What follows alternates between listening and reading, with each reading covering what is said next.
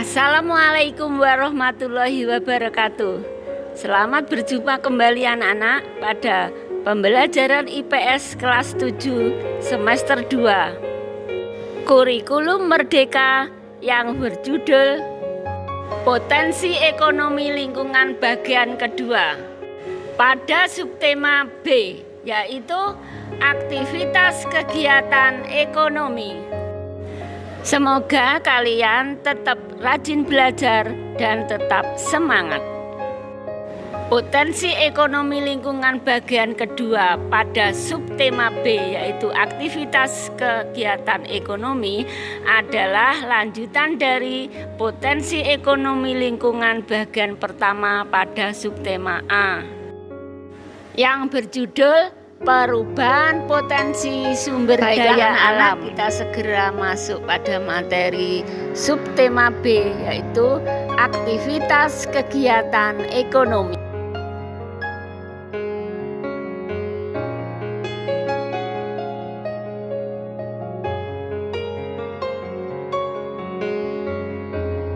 Aktivitas kegiatan ekonomi masyarakat saat ini dipengaruhi oleh kegiatan manusia di masa lalu. Kegiatan ekonomi meliputi produksi, distribusi, dan konsumsi yang dilakukan oleh pelaku ekonomi.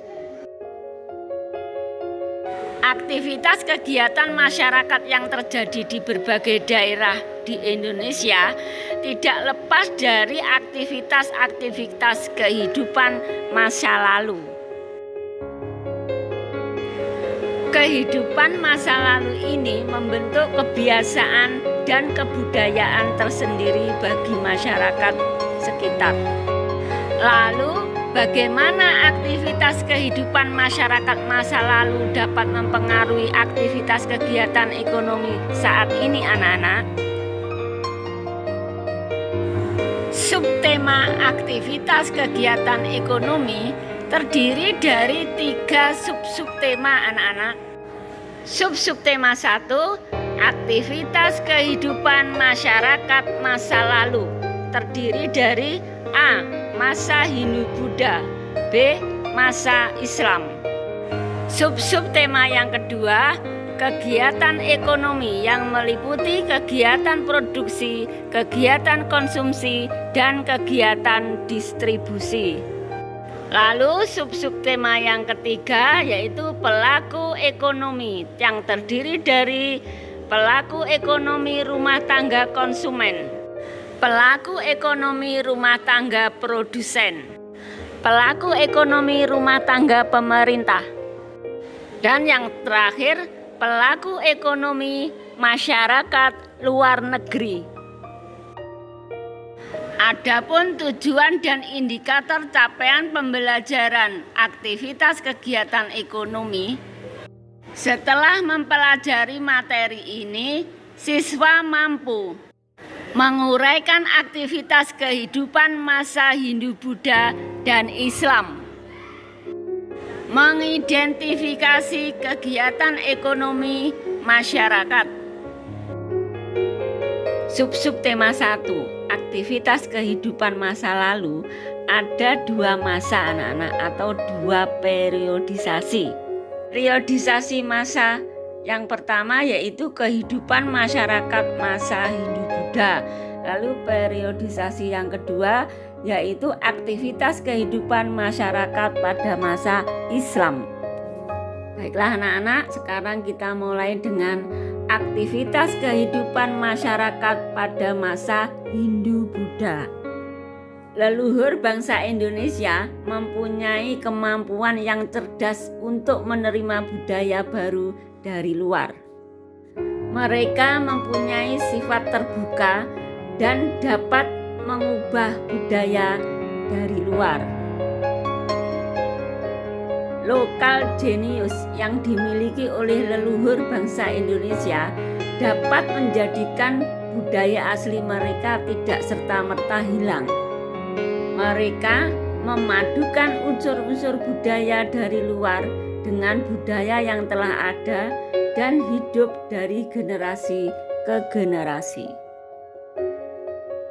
Kearifan bangsa Indonesia dalam menerima budaya dari bangsa luar patut menjadi contoh bagi kalian anak-anak dalam menerima budaya yang dari luar.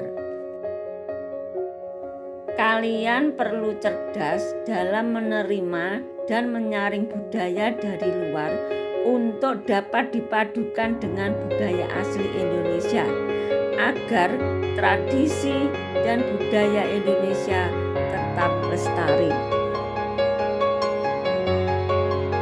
Belum dapat dipastikan secara pasti anak-anak bagaimana kemudian budaya India, terutama agama Hindu-Buddha, dapat menyebar di Indonesia atau pada masa tersebut dikenal dengan sebutan Nusantara.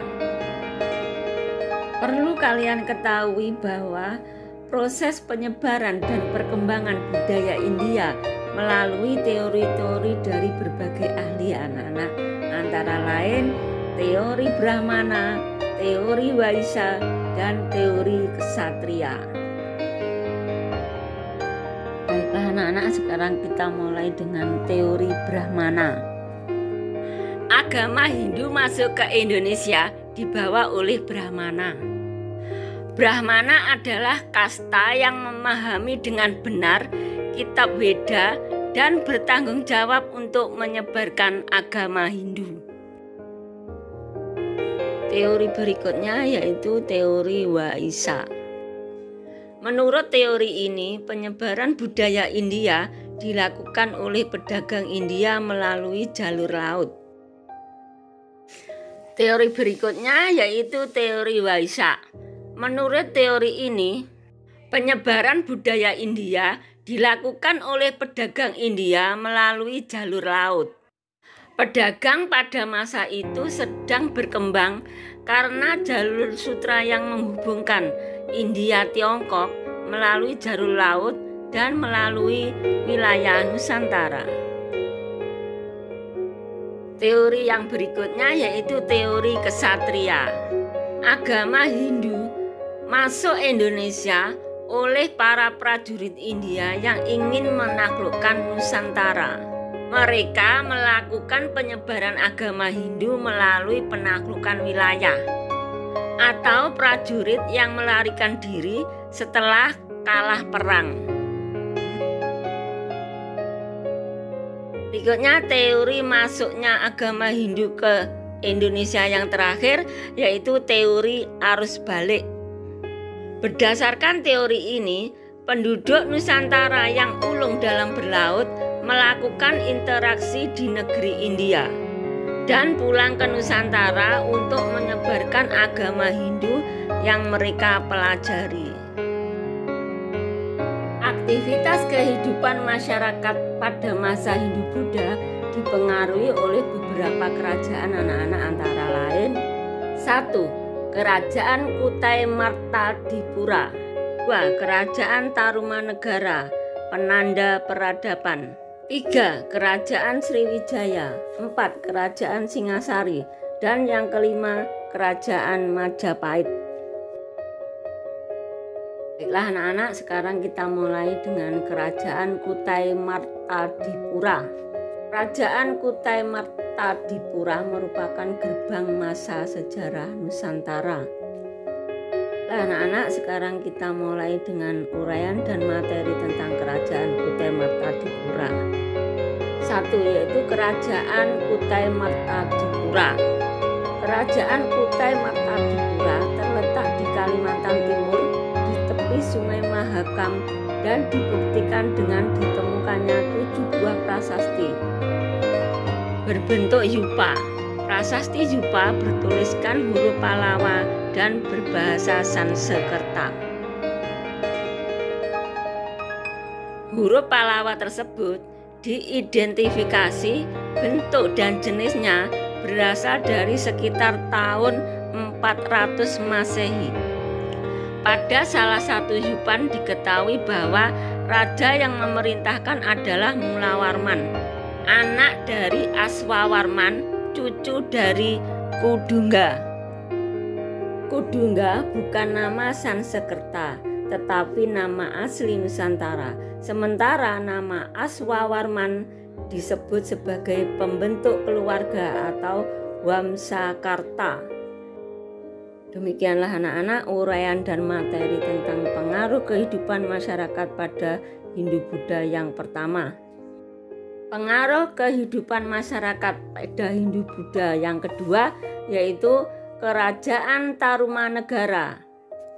Kerajaan Tarumanegara sering juga disebut dengan penanda peradaban sejarah Nusantara di Pulau Jawa.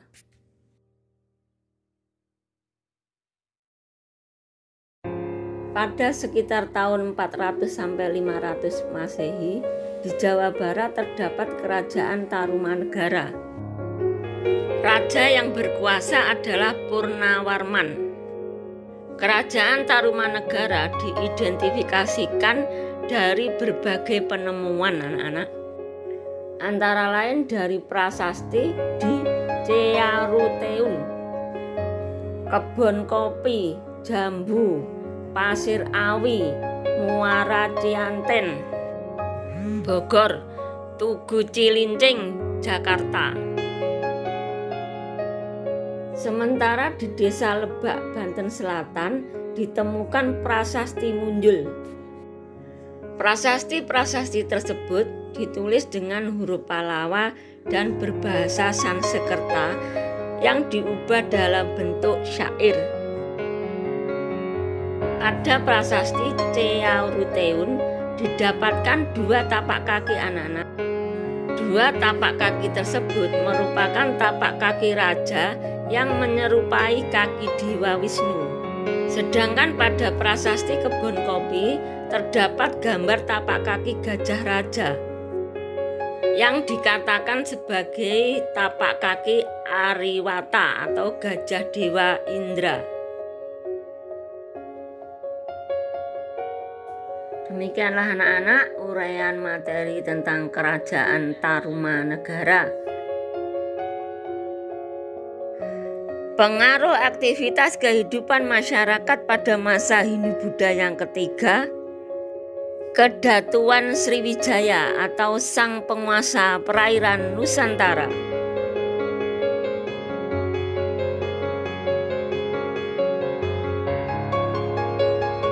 Sriwijaya merupakan bentuk kekuasaan dengan sistem kedatuan. Kerajaan Sriwijaya merupakan kerajaan termegah yang ada di Indonesia pada abad ke-7. Prasasti Kedukan Bukit pada 605 tahun Saka atau 683 Masehi menceritakan pengalaman suci yang dilakukan oleh Daputra Hyang dengan perahu.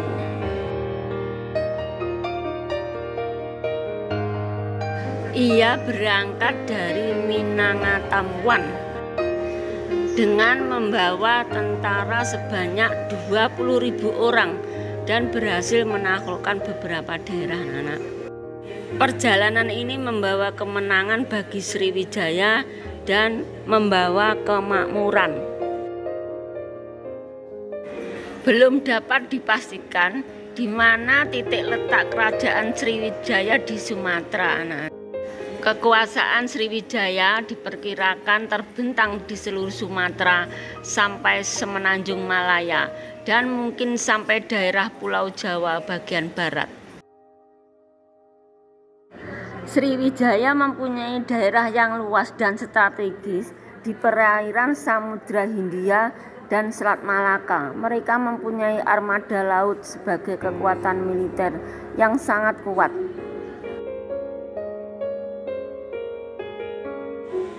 Sriwijaya juga menjadi tempat bagi pendidikan Buddha anak-anak.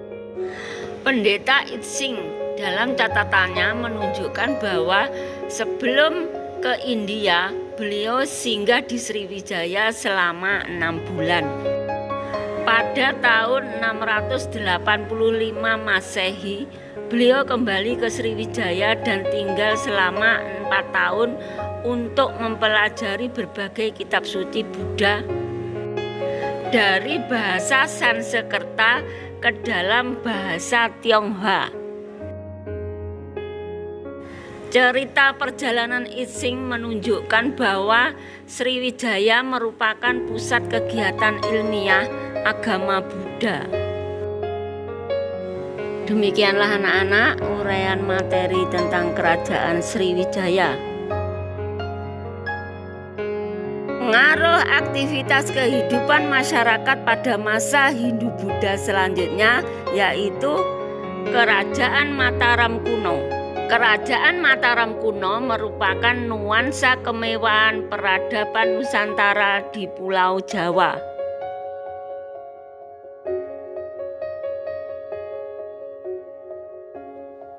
Kerajaan Mataram kuno mulai dikenal melalui prasasti yang ditemukan di Desa Tanggal, yaitu Barat Daya Magelang. Prasasti ini ditulis dalam huruf Pallawa dan diterjemahkan dalam bahasa Sanskerta yang indah dengan bertuliskan angka 732 Masehi. Isi dari prasasti Tanggal memperingati pendirian sebuah lingga atau lambang Siwa di daerah Kunjara Kunja oleh Sanjaya.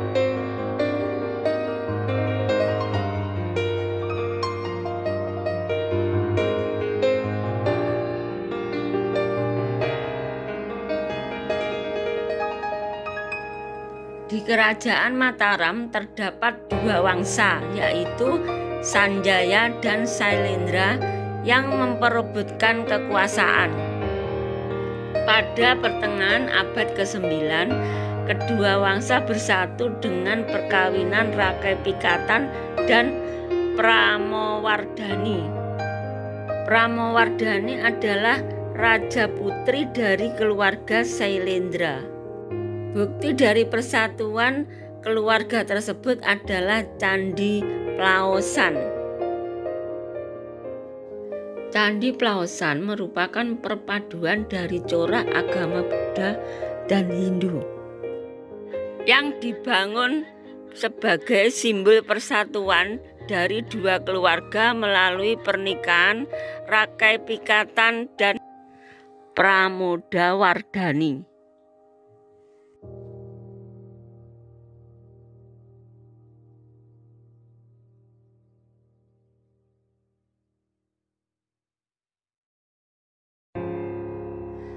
Pada tahun 856, Bala putra dewa dari wangsa Sailendra berusaha merebut kekuasaan dari Rakai Pikatan tetapi gagal. Bala putra dewa kemudian melarikan diri ke Sriwijaya dan berhasil naik tahta menjadi Raja Sriwijaya.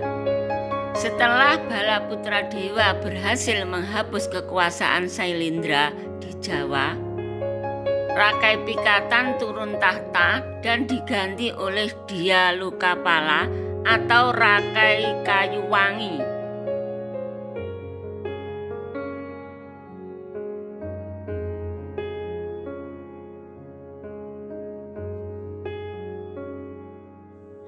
Masa Rakai Kayuwangi menghadapi berbagai kesulitan karena menurunnya pertanian dan lemahnya tenaga rakyat. Rakai Kayuwangi berkuasa dari 856 dan digantikan oleh Raka Watuhumalang. Sebagai raja berikutnya adalah Balitung dan Rakian Kanuruhan.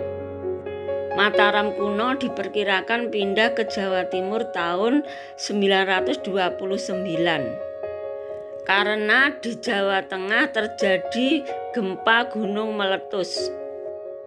Prasasti Mataram kuno ditemukan di daerah Jawa Timur. Demikianlah anak-anak uraian materi dari Kerajaan Mataram kuno. Berikutnya, pengaruh aktivitas kehidupan masyarakat pada masa Hindu-Buddha urutan yang kelima. Kerajaan Singasari. Kerajaan Singasari adalah pendiri dinasti penguasa Nusantara. Raja pertama kerajaan Singasari adalah Ken Arok. Kitab Pararaton dan Negara Kertagama menyebutkan Ken Arok semula anak orang biasa dari desa Pangkur. Ia lahir dari seorang anak petani yang menikah dengan dewa. Setelah itu, Ken Arok diangkat anak oleh seorang pendeta yang mengabdi di Tumapel. Penguasa di Tumapel saat itu adalah Tunggul Ametung. Ken Arok jatuh cinta kepada istri dari Tunggul Ametung, yaitu Ken Dedes. Ken Arok membunuh Tunggul Ametung dengan kerisnya dan menikahi Ken Dedes. Ken Arok mengambil kekuasaan di daerah Tumapel. Sedikit demi sedikit, Ken Arok mengumpulkan kekuatan militer dan berani melepaskan diri dari Kediri yang saat itu dipimpin oleh Raja Kertajaya. Ken Arok dibantu oleh pendeta dari Kediri yang berselisih dengan raja tahun 1227. Setelah beberapa tahun berkuasa, Ken Arok dibunuh Anusapati, yaitu anak Ken Dedes dengan Tunggul Ametung tahun 1247 sampai dengan 1248. Lalu peristiwa berikutnya, Anusapati akhirnya dibunuh balik oleh Tohjoyo, anak Ken Arok dan Ken Dedes, dan berkuasa di Singasari sebagai balas dendam. Pada tahun 1284, kekuasaan Singasari dipegang oleh Ranggawuni dengan Mahesa Cempaka, yaitu cucu Ken Arok dan Ken Dedes. Pada tahun 1254, Singasari dikuasai oleh Kertanagara, yaitu anak dari Ranggawuni. Pada tahun 1292, Kertanagara mengirim pasukan ekspedisi Pamalayu ke Sumatera untuk mempererat persahabatan dengan kerajaan Dharmasraya. Kisah ekspedisi yang berlangsung hingga 1292 ini diketahui dari alas arca Amogapaca yang ditemukan di Sungai Langsat. Menurut cerita, ada utusan dari Tiongkok bernama Mengki, Kertanegara, yang merasa kesal memberikan penghinaan kepada Raja Tiongkok dengan memberikan luka fisik kepada utusannya tersebut. Karena penghinaan Kertanegara terhadap utusannya tersebut, maka Raja Tiongkok marah dan menyiapkan armada besar untuk menyerang Singasari. Bersamaan dengan penyerangan Tiongkok, Kediri sudah mempersiapkan pemberontakan melawan Singasari. Kemudian Singasari diserang oleh Jayakatwang, yaitu Raja Kediri, dari dua arah, arah utara dan arah selatan. Yang ketika itu Kertanegara sedang melakukan upacara keagamaan dengan para pendeta dan pembesar lainnya. Akhirnya Kertanegara terbunuh dan Singasari takluk oleh Kediri. Namun tidak berselang lama, pasukan Tiongkok datang dan menyerang Jayakatwang. Jayakatwang kalah telak karena pasukan Tiongkok juga dibantu oleh sisa-sisa pendukung Raja Kertanegara seperti Raden Wijaya.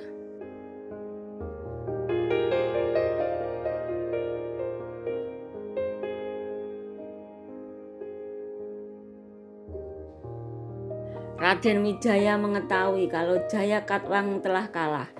Lalu langkah selanjutnya, Raden Wijaya menyerang balik pasukan Tiongkok untuk mengusir mereka dari Pulau Jawa. Demikianlah anak-anak uraian materi tentang Kerajaan Singasari yang sangat seru. Pengaruh aktivitas kehidupan masyarakat pada masa Hindu-Buddha yang terakhir yaitu Kerajaan Majapahit. Kerajaan Majapahit atau sering disebut Supremasi Kejayaan Nusantara. Raden Wijaya merupakan pendiri Kerajaan Majapahit, anak-anak. Raden Wijaya terkenal menjadi raja yang tegas dan bijaksana. Raden Wijaya wafat pada tahun 1309 dan dilanjutkan tahtanya oleh Jayanegara. Pada pemerintahan Jayanegara, Majapahit banyak diterpa kesulitan dalam negeri. Pemberontakan sering terjadi karena ketidakpuasan politik. Jayanegara akhirnya wafat pada tahun 1328 Masehi. Jayanegara tidak mempunyai keturunan, anak-anak.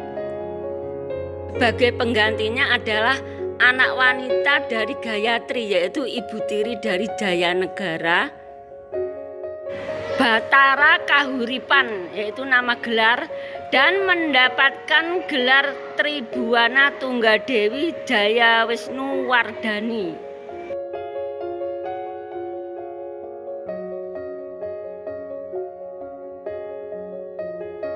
Pada masa pemerintahan Raja Wanita ini timbul kembali pemberontakan. Namun pemberontakan tersebut berhasil diredam oleh Gajah Mada yang diangkat menjadi Mahapatih di Majapahit. Gajah Mada menunjukkan pengabdiannya dengan mengucap sumpah palapa untuk mempersatukan Nusantara di bawah pimpinan Majapahit.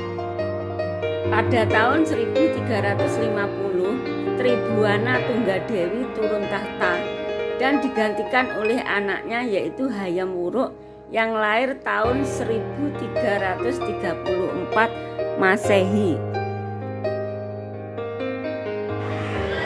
Hayam Wuruk bersama Gajah Mada membangun Majapahit untuk menjadi kerajaan yang dapat mempersatukan wilayah Nusantara dan memakmurkan rakyatnya. Kekuasaan Majapahit dapat menyebar dan berhasil menguasai daerah taklukan seluas negara Indonesia ditambah dengan wilayah semenanjung Malaya.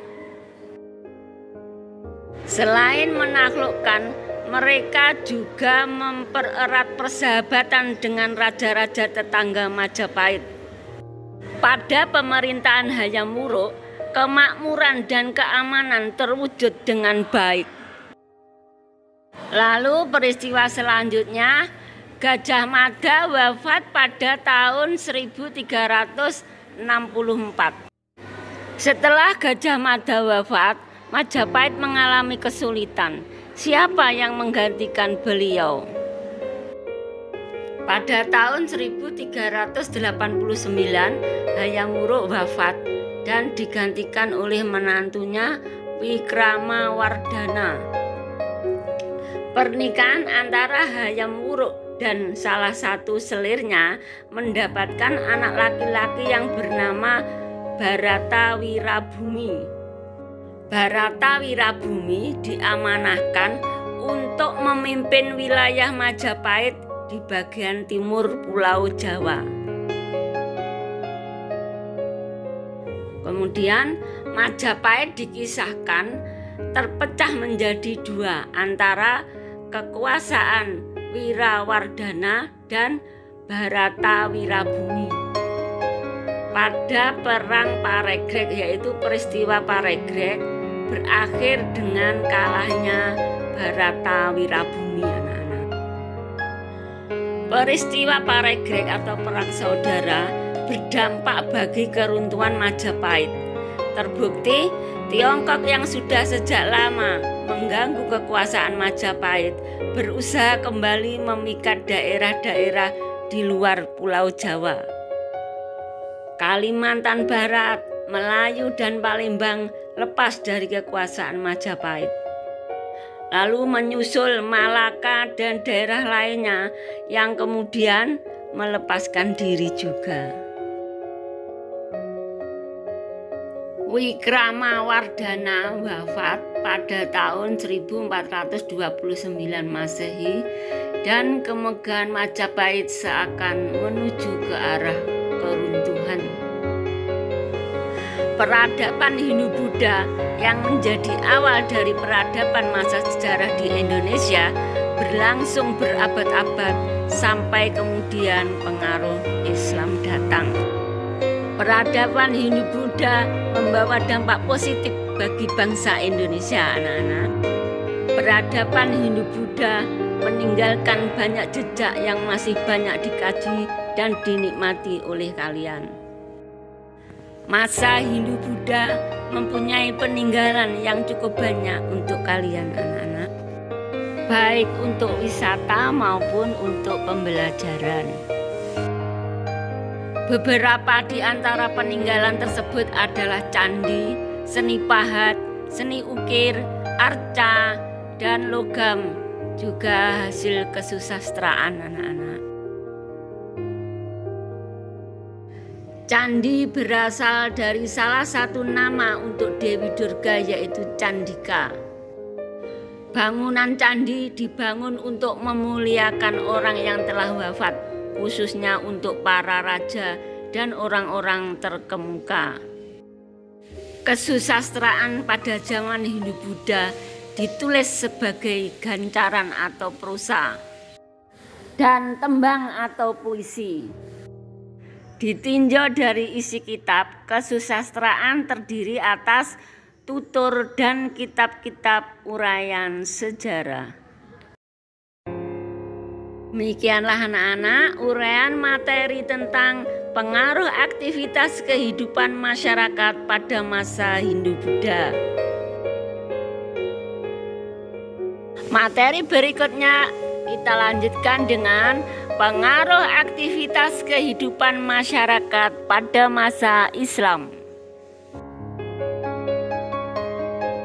Islam sebagai sebuah agama masuk dan berkembang menggantikan peradaban Hindu-Buddha, anak-anak. Dan peradaban Islam masih dapat kita rasakan hingga sekarang. Berbagai teori berkembang mengenai kapan dan di mana Islam mulai menyebar.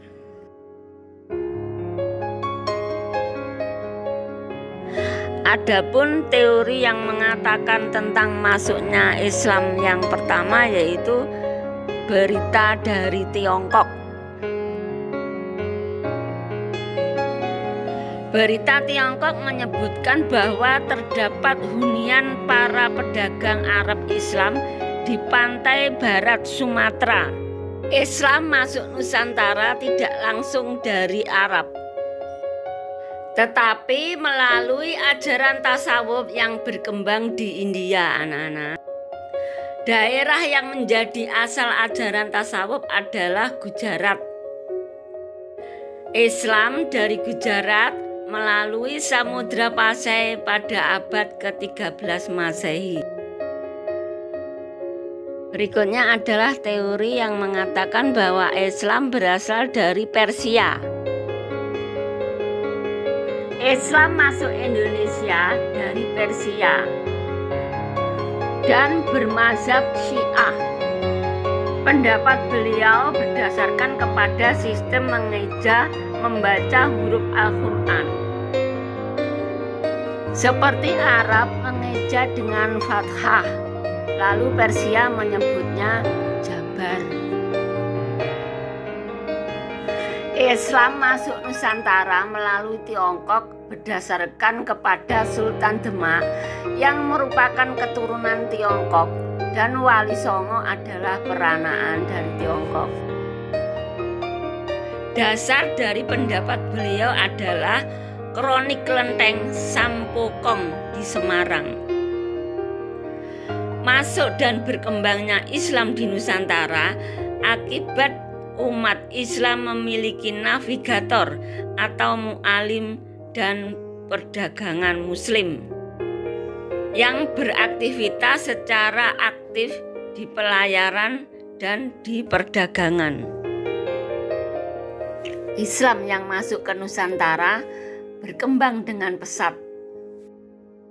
Islam diterima oleh masyarakat Indonesia karena beberapa faktor anak-anak, antara lain Islam datang dengan damai.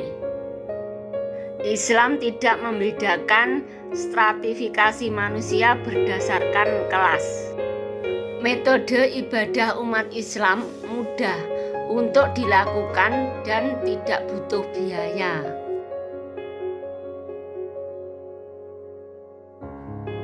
Islam juga didukung oleh beragam metode yang digunakan sebagai media dakwah untuk menyebarkan agama Islam.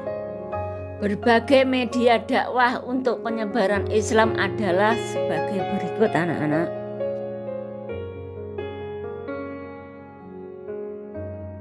1. Perdagangan. Para pedagang muslim yang menetap di sekitar pelabuhan untuk membentuk perkampungan muslim. Perdagangan merupakan jalan dakwah pertama yang menjadi awal mula masuknya Islam ke Indonesia.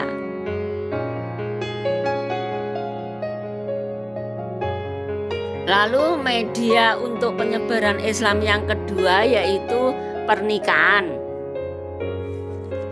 Metode pernikahan dilakukan dengan cara seorang yang telah memeluk agama Islam melakukan pendekatan kepada raja atau bangsawan atau keluarganya untuk dinikahi secara Islam.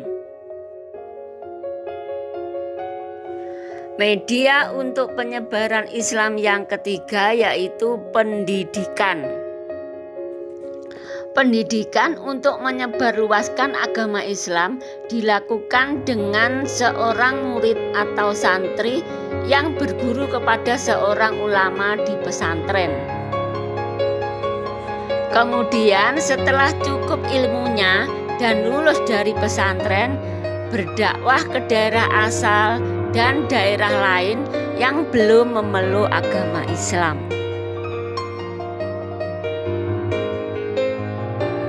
Media untuk penyebaran agama Islam yang keempat yaitu seni budaya.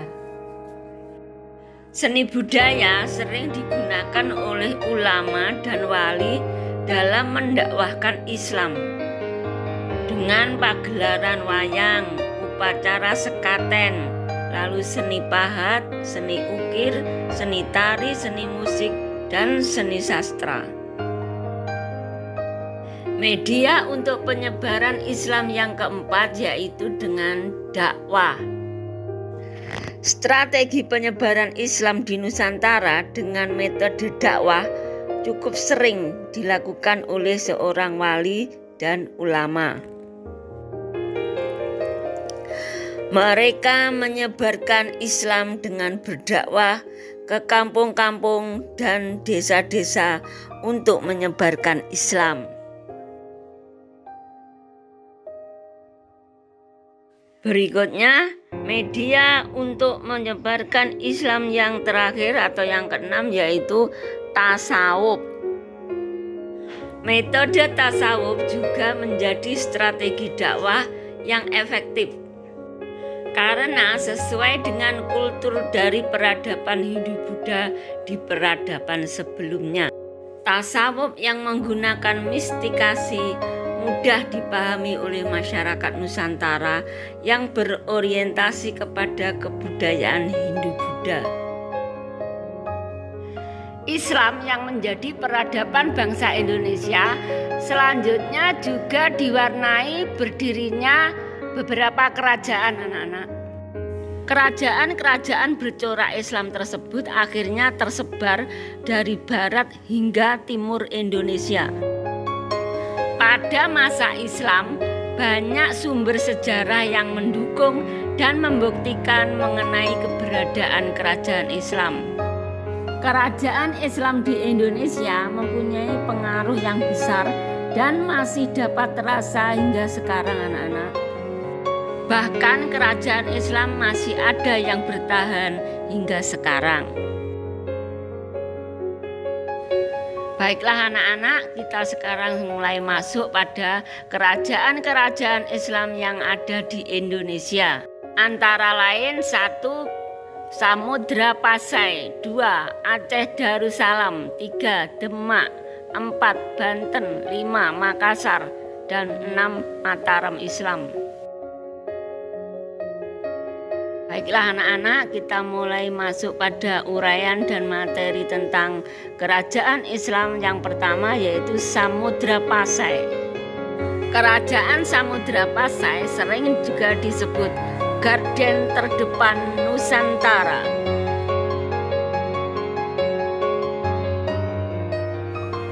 Samudra Pasai merupakan pusat kerajaan Islam yang berada di ujung Pulau Sumatera.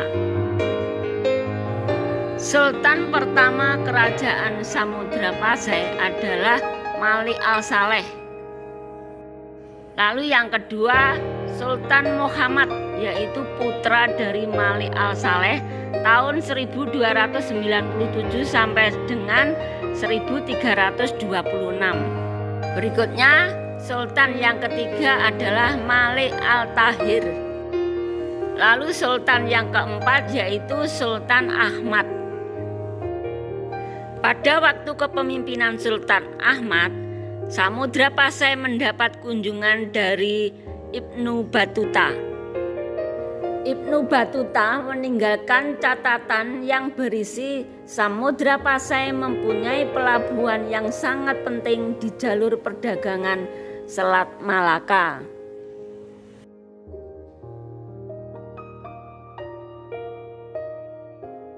Istana Kesultanan Samudra Pasai disusun dan diatur secara India.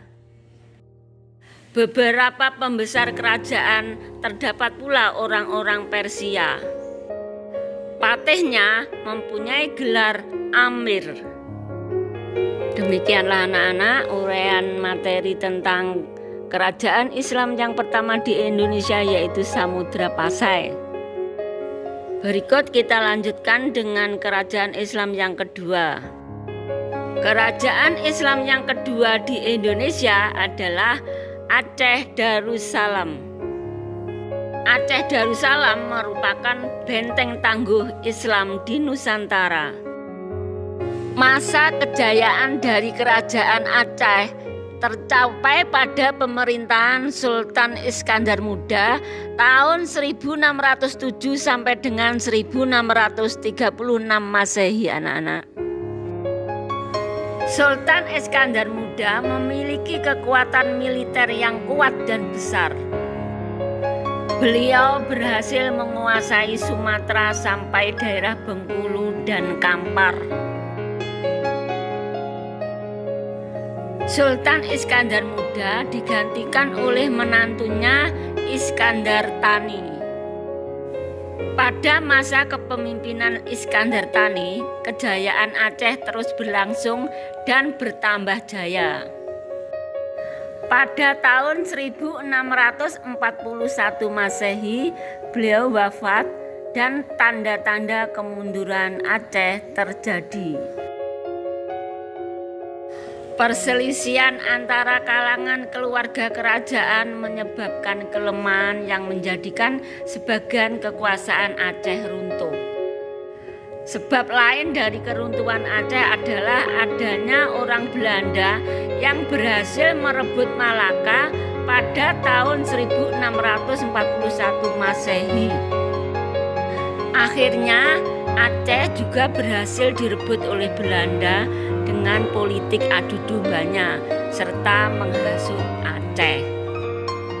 Demikianlah anak-anak uraian materi tentang kerajaan Islam yang kedua, yaitu Aceh Darussalam. Sekarang kita lanjutkan dengan kerajaan Islam yang ketiga, yaitu kerajaan Demak. Kerajaan Demak merupakan tunas supremasi kejayaan Nusantara.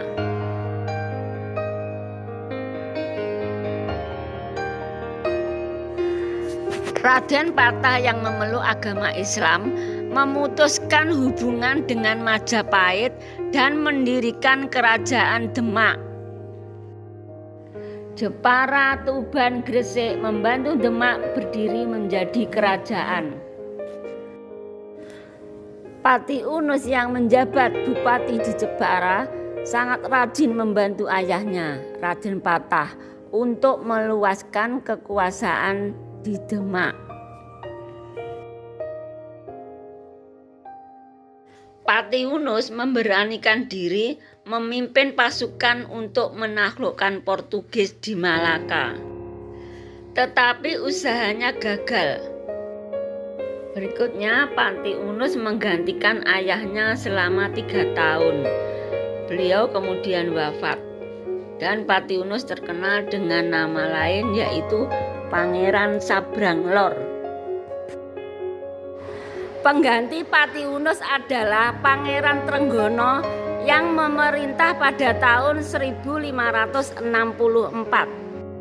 Sultan Trenggono menghindarkan Demak dari serangan Portugis untuk menguasai pesisir Jawa.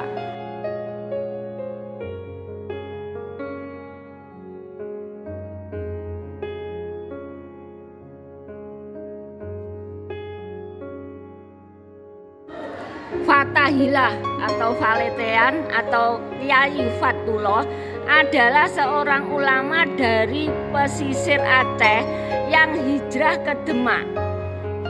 Kemudian dinikahkan dengan adik Sultan Trenggono. Fathahilah menjadi kunci Demak dalam menghalau dan mengalahkan Portugis di pesisir Pulau Jawa, anak-anak. Fathahilah berhasil mengalahkan Portugal di Sunda Kelapa yang kemudian diganti namanya menjadi Jayakarta. Selain itu, Fathahilah juga menaklukkan Banten dan Cirebon yang dikuasai oleh kerajaan Pajajaran. Sultan Trenggono wafat ketika melakukan usaha penaklukan Pasuruan. Wafatnya Sultan Trenggono menimbulkan konflik perebutan kekuasaan antara adik Sultan Trenggono dan anak Sultan Trenggono. Pangeran Sedo ing Lepen atau adik Sultan Trenggono akhirnya terbunuh. Pangeran Prawoto atau anak Sultan Trenggono yang berkuasa kemudian mendapat perlawanan Arya Penangsang, yaitu anak dari Pangeran Sekar Sedo ing Lepen, yang melakukan balas dendam kepada Pangeran Prawoto, anak-anak. Demikianlah anak-anak uraian materi tentang Kesultanan Demak. Kesultanan Islam yang berikutnya yaitu Kesultanan Banten. Kesultanan Banten sering juga disebut dengan Garda Pulau Jawa. Banten dikuasai oleh Fathahilah atas nama Sultan Demak. Seluruh pantai utara sampai dengan Cirebon merupakan daerah yang dikuasai dengan tujuan digunakan untuk kepentingan perdagangan dan memperkuat kedudukan Banten. Sunda Kelapa diganti nama Jayakarta. Fathahilah menduduki Banten, sedang Cirebon diserahkan putranya Pasarean. Setelah Pasarean wafat, Fathahilah memegang kendali atas pemerintahan Cirebon dan pemerintahan Banten diserahkan kepada putranya Hasanuddin. Banten mencapai puncak kejayaan pada masa Sultan Ageng Tirtayasa pada tahun 1651 sampai dengan 1682 Masehi. Sultan Ageng Tirtayasa menjadi sultan yang tegas. Sekitar tahun 1600 Masehi, Banten mengalami kejayaan. Banten adalah pusat perdagangan lada yang dihasilkan Banten dan Lampung, sedangkan cengkeh dan pala dari Maluku. Banten mengalami kemunduran karena terdapat tekanan dari Belanda di Batavia, anak-anak. Demikianlah anak-anak uraian materi dari Kesultanan Banten. Kesultanan Islam selanjutnya yaitu Kesultanan Makassar. Kesultanan Makassar sering mendapat sebutan simbol kegigihan Nusantara melawan supremasi asing. Daerah Makassar memasuki era peradaban Islam pada awal abad ke-17, anak-anak. Dua penguasa dari kerajaan kembar Goa Talu menjadi pemeluk agama Islam pada tahun 1605. Raja Talu Karaeng Matuaya merangkap sebagai mangkubumi kerajaan Goa.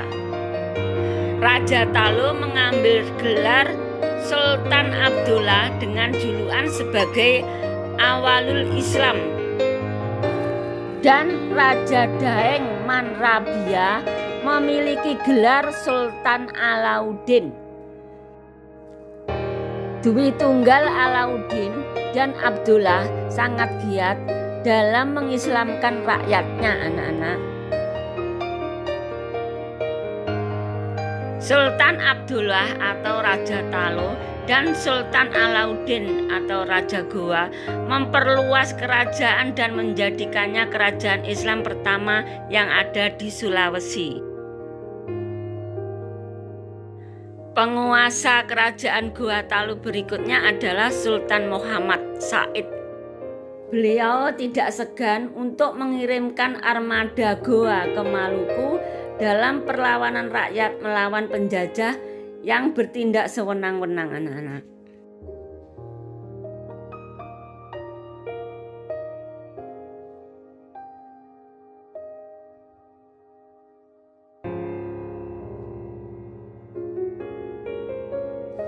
Perlawanan terhadap Belanda yang sengit terjadi pada era Sultan Hasanuddin. Beliau memegang pemerintahan kerajaan Goa dari tahun 1653 sampai dengan 1669 dan Belanda memalingkan perhatiannya ke Makassar, Arupalaka. Berikutnya, Arupalaka berhasil melepaskan Bone yang mendapat bantuan dari Belanda.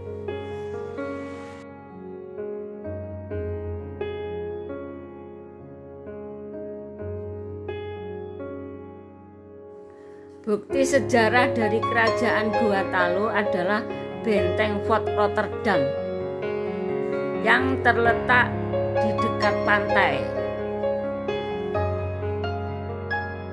Demikianlah anak-anak uraian materi tentang kerajaan Islam yang ada di Indonesia urutan kelima, yaitu Kerajaan Makassar.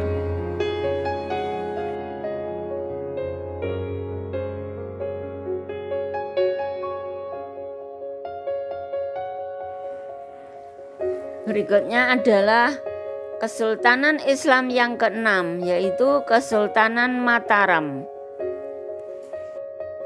Kesultanan Mataram atau sering disebut sebagai pewaris supremasi Nusantara dari Jawa bagian selatan.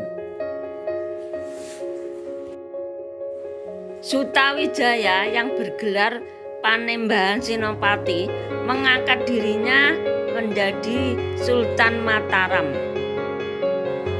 Beliau menunjukkan kekuatan Mataram dengan menyerang Surabaya pada tahun 1586.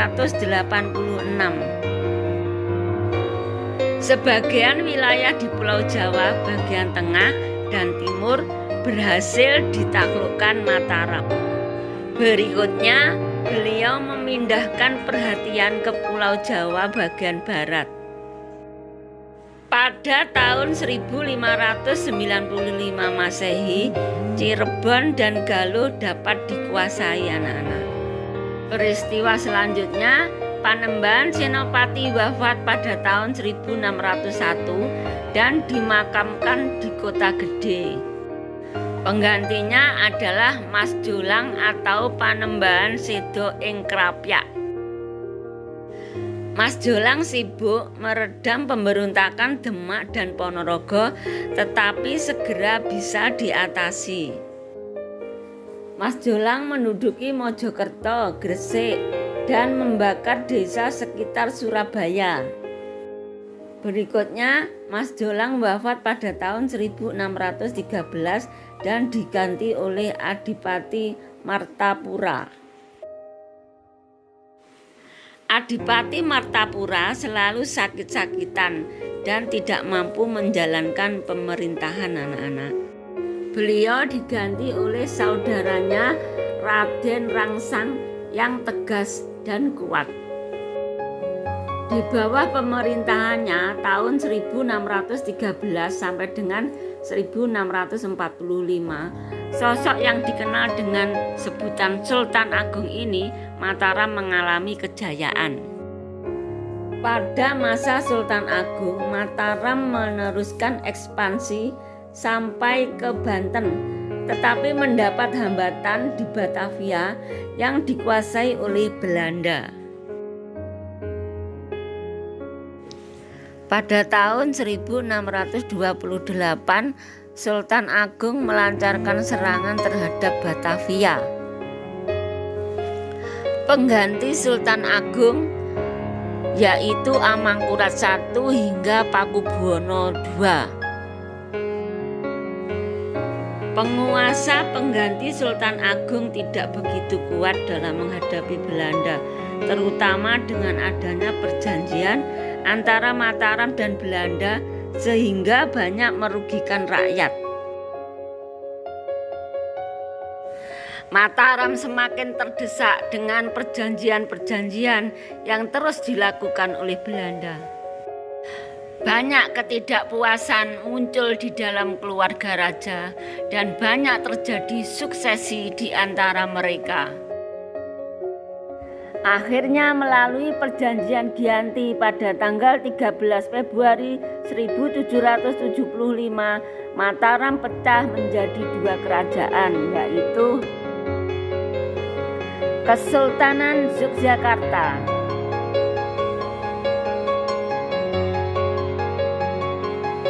dan Kesunanan Surakarta. Pada peristiwa selanjutnya, dua kerajaan tersebut terpecah lagi. Kesunanan Surakarta terpecah menjadi Kadipaten Mangkunegaran, sedangkan Kesultanan Yogyakarta terpecah menjadi Kadipaten Pakualam. Demikianlah anak-anak uraian materi tentang Kesultanan Mataram atau Mataram Islam. Materi berikutnya tentang Kesultanan Islam di Indonesia yang ketujuh yaitu Ternate dan Tidore. Kerajaan Ternate dan Tidore sering mendapat sebutan emas dari timur Nusantara.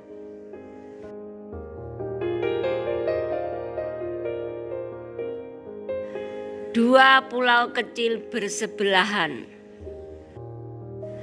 Ternate dan Tidore sama-sama bersaing menjadi kekuatan utama di Maluku. Bangsa lain tertarik ke Ternate dan Tidore karena merupakan daerah penghasil rempah yang baik. Bangsa Portugis, Spanyol, Inggris, dan Belanda bersaing memperebutkan rempah-rempah di Maluku untuk mereka perdagangkan anak-anak. Orang Portugis bersekutu dengan Ternate. Orang Spanyol bersekutu dengan Tidore. Hubungan Portugis dan Ternate sangat buruk. Portugis menggulingkan Ternate tahun 1535 Masehi dan membunuh penerus Sultan tahun 1570 Masehi. Raja Ternate yang dibunuh digantikan putranya yang bernama Sultan Babullah tahun 1570 sampai dengan 1583 Masehi.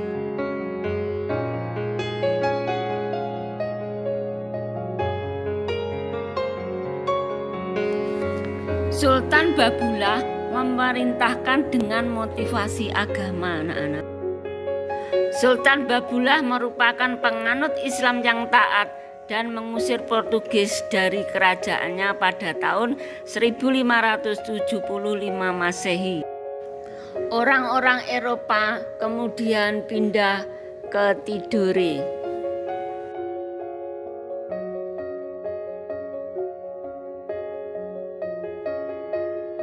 Penguasa Ternate Babullah berhasil mengusir Portugis bersama putranya Sultan Said Adin Berkat Shah.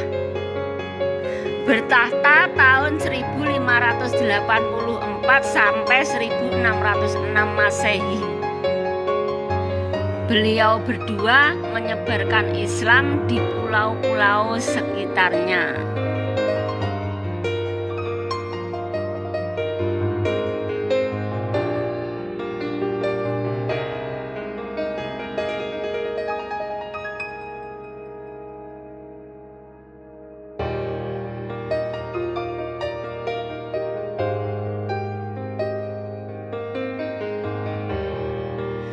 Pada tahun 1599,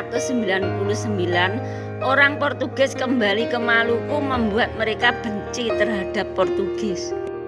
Berikutnya pada tahun 1605, Ternate kedatangan Belanda. Mereka disambut baik dan bekerja sama dengan Ternate, Tidore, Halmahera, dan Ambon.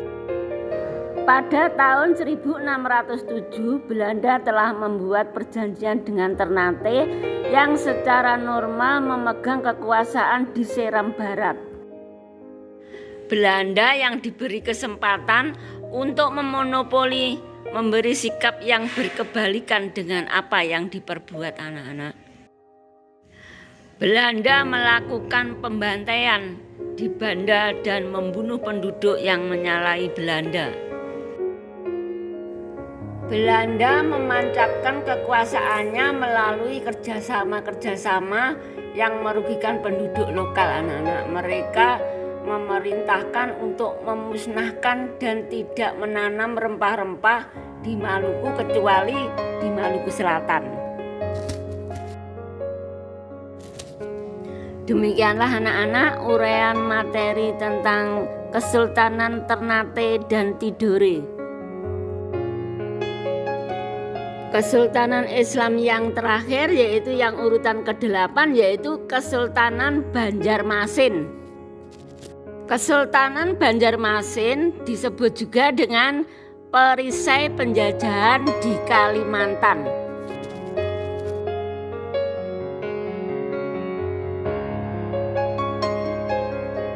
Pada tahun 1636 Masehi, Kerajaan Banjarmasin telah berpengaruh di Landak, Sambas, Sukadana, Kota Waringin, Mendawai, Pulau Laut, dan seluruh pantai timur termasuk Kutai Pasir dan Baro serta daerah lainnya di Kalimantan. Perdagangan lada menjadi ramai di Banjarmasin dan menarik Inggris untuk berpindah dari Banten ke Banjarmasin. Pada tahun 1663 Masehi timbul perebutan tahta dan Pangeran Dipati Anom dengan dukungan keluarga Biaju berhasil menggeser Panembahan Ratu.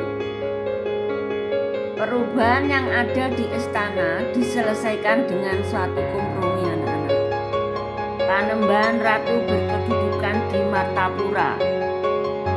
Sedangkan raja yang baru berkedudukan di Surinata, Banjarmasin.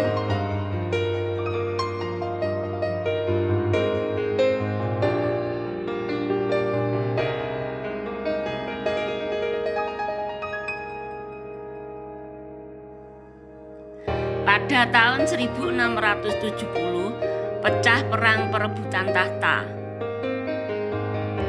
Raja Suryanata dituntut untuk turun tahta oleh Surya Dilaga, yaitu seorang pemuka yang mendapat dukungan besar dari Melayu.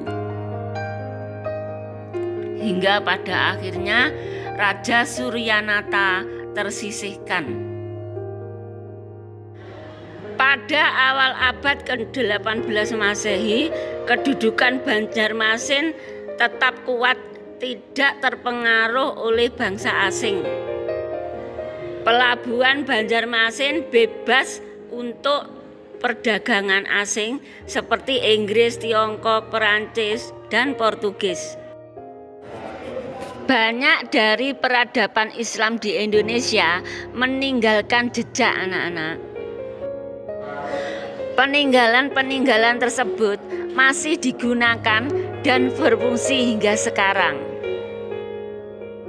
Masjid adalah tempat untuk mendirikan sholat menurut peraturan Islam. Masjid dan surau juga dilengkapi dengan 4 buah tiang utama yang berfungsi sebagai penunjang bagian atap, anak-anak. 4 tiang utama ini berada di tengah dan menjadi penunjang utama atap yang disebut dengan soko guru. Lalu peninggalan berikutnya yang merupakan peninggalan Islam yang sampai sekarang masih digunakan yaitu makam. Makam pada peninggalan Islam umumnya terdiri dari jirat, yaitu kijing dan nisan. Jirat atau kijing merupakan bangunan yang terbuat dari batu atau tembok berbentuk persegi panjang. Ajaran Islam melarang untuk melukiskan makhluk hidup termasuk manusia, anak-anak. Pada masa peradaban Islam di Indonesia, seni ukir hias mengambil pola-pola dari zaman purba, yaitu daun-daunan, bunga-bungaan, bukit-bukit karang, pemandangan, dan garis-garis geometri. Dikaji dari corak dan isinya, hasil kesusastraan zaman Islam dapat dibagi menjadi beberapa jenis, diantaranya hikayat. Hikayat merupakan cerita atau dongeng. Babat adalah hikayat yang sengaja digubah sebagai cerita sejarah. Lalu yang terakhir yaitu suluk. Suluk adalah menerapkan kitab-kitab tasawuf. Peradaban Hindu-Buddha yang berlangsung lama perlahan-lahan menjadi peradaban Islam, anak-anak. Contohnya wayang kulit.